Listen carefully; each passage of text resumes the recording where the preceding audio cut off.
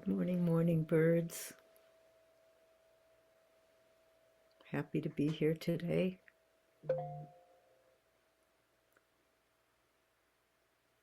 My coming to Morning Birds meets so many different needs of mine. The need for predictability and connection and structure, which in turn kind of meets needs also for well-being. So this morning's check-in is just to get in touch with why it is you come, that everything we do is in the service of the hope that we will meet some really basic human needs of our own. And so what might one of those be for each of you this morning? Joanne bowing out.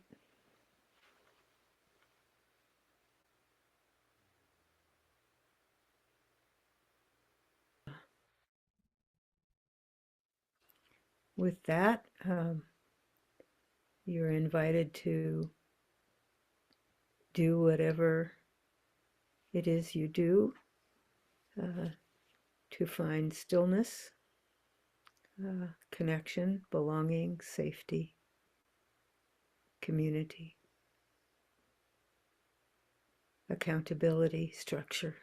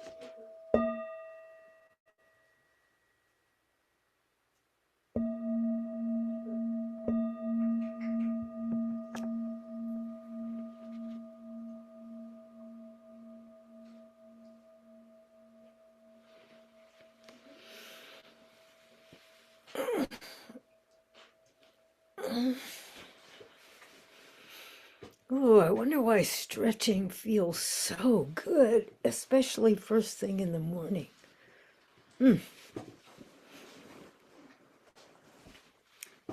So, whether needs were met or not in that sit, I'm going to take a small opportunity to give a little sharing on my part. If you want to record this, Dylan, feel free.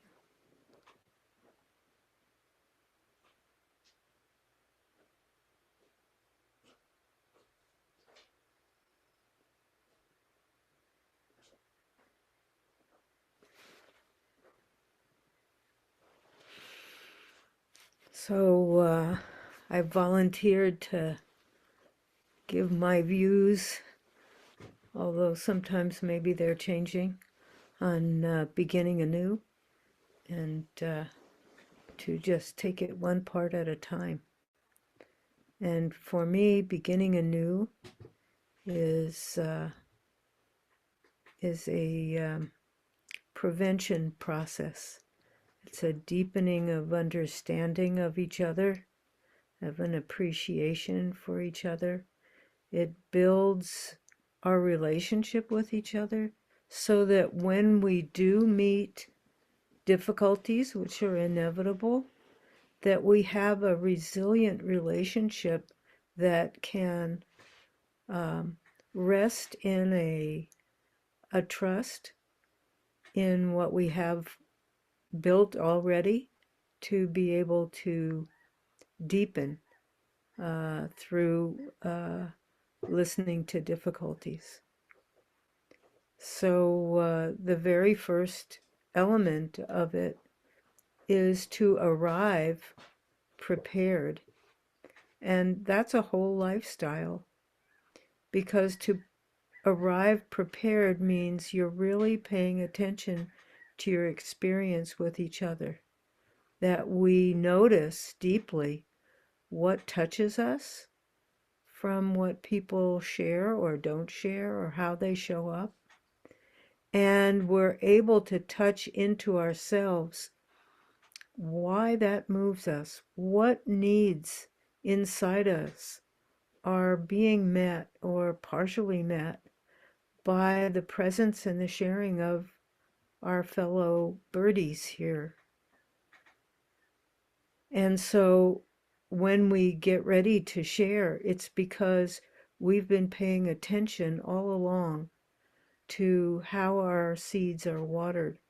And rather than saying, oh, you're this way and that way, and making judgments, albeit positive, those judgments rarely go in very deep. Oh, Dylan, you're so smart, you're so articulate, you're so this and that. Or Angelia, you're so this or that way, or whatever. It just doesn't penetrate for me.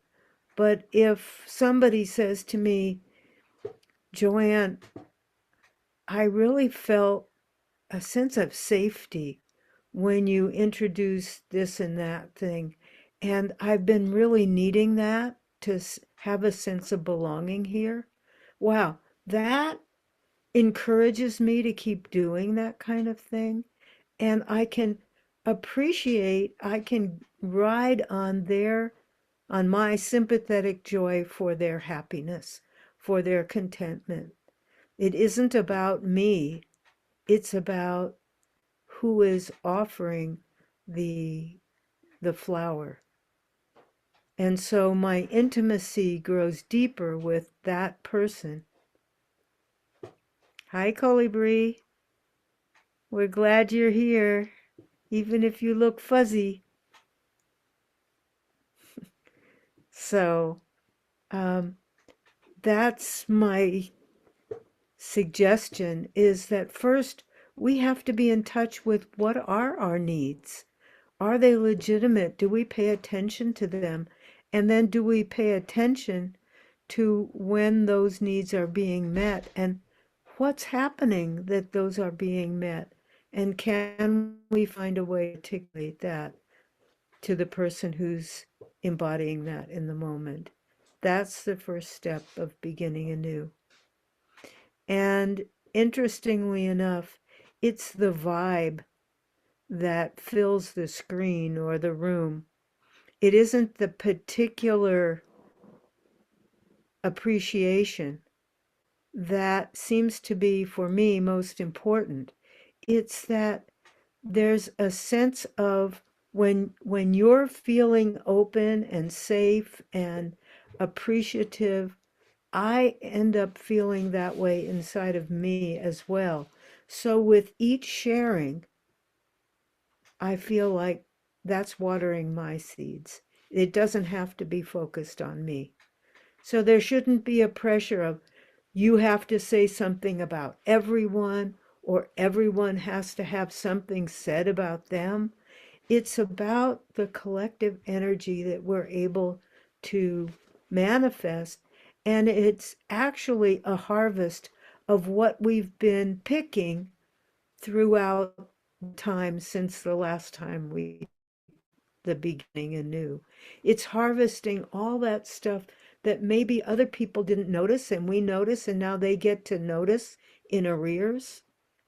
So, this is a tremendously nourishing process when we can inhabit it in a way that isn't about um, judging another person, but really being vulnerable about ourselves and inviting that intimacy for the group. And with that, we still have uh, 8 minutes um, that if folks would like to um, ask questions or make comments about this first part of Beginning Anew, I want to invite that. Different from our regular Dharma sharing where it's kind of a free for all. So this one is a little more focused, building up to our big day of having another beginning anew opportunity. Okay, Joanne bowing out.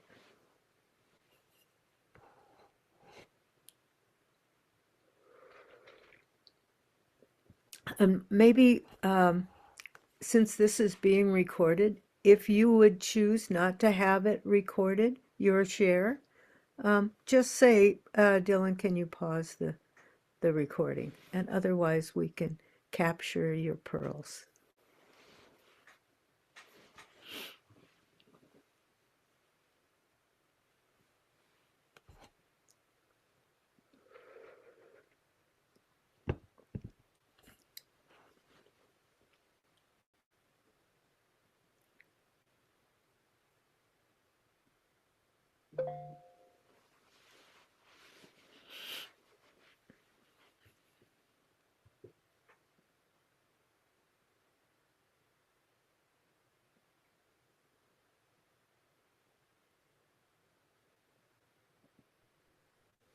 This is Dylan bowing in with a question. And first of all, gratitude. Thank you, Joanne. Um, I'm appreciating learning more about beginning anew and the many different ways that it manifests in our community. And I'm really looking forward to our next one in May. So thank you for sharing about that. You used a word, and it's a really important word, but it doesn't come up much in the sutras, which is needs. Buddhism talks a lot about desire and craving, but it doesn't talk much about needs. So I just wonder if you could say a little bit more about that. Yeah. And I think it's sort of a shame because desire uh, keeps us alive. It's a survival mechanism in human beings. And yet it can take on a life of its own, and that once desire becomes strong, but that the needs are perhaps misperceived, that perhaps you have a need for connection, but you go about it by lusting after someone, and that we know that that kind of craving isn't going to get satisfied um, by the methods we're looking at. That need for connection and care and stability that often goes south when people lust after each other. So the focus of Buddhism is on how we create our our suffering. But before we create our suffering, we're trying to create our happiness as well and our survival. And that's where the human needs come in. And the Buddha wasn't worried about getting your needs satisfied. He was worried about what happens after that. When so we're just adding this in because watering the wholesome seeds is part of how we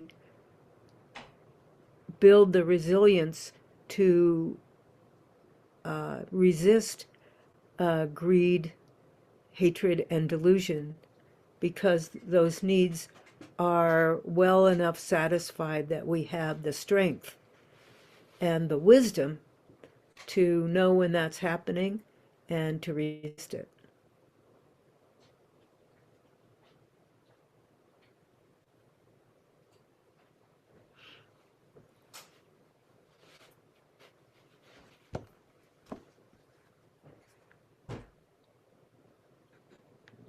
So I'm curious, Dylan, in this moment, you asked a question. What was the need, and did it get met to some degree that for you asking the question? If Putting you me care on, to share. yeah, putting me on the spot, huh? No, Um, that's okay. I don't mind. Uh, if I'm honest, I'm very confused about needs. I've spent a lot of my practice time looking at desires, but not at needs. And uh, I recognize that a lot of my desires are kind of optional. So it's hard for me to tell, you know, what's truly a need versus just a wish or a want. So it's confusing for me. And I've also spent so much time studying Buddhism and I feel so deeply rooted in the Buddhist tradition that it's important for me to be able to integrate this language into my Buddhist practice.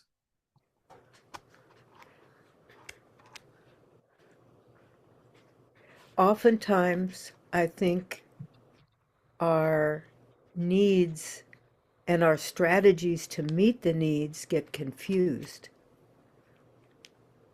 You know, may have a need for connection, but we may choose to do things to create connection that actually create more suffering, or and while they may have a need, they may satisfy the need for connection, like trauma bonding, people sort of getting off on, let's say, talk about the horrible things that our government is doing, and we can feel really connected and demoralized at the same time, so that that particular strategy is creating more suffering. But the fact that it's you doing it to meet the need for connection, if we understand that, then we can choose more wisely a way to meet that important need without the big downside. And that this idea of needs or values, that's the kind of the same genre, is is what is our intention, what is motivating us, what is our volition in any one moment for our actions. So while word need isn't perhaps in this vocabulary, intention or volition certainly is, and fundamental in creating our suffering.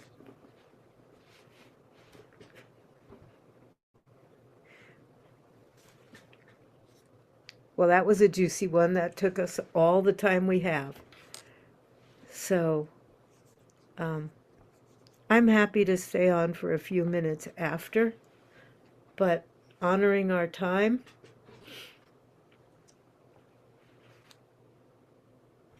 let me put it back on.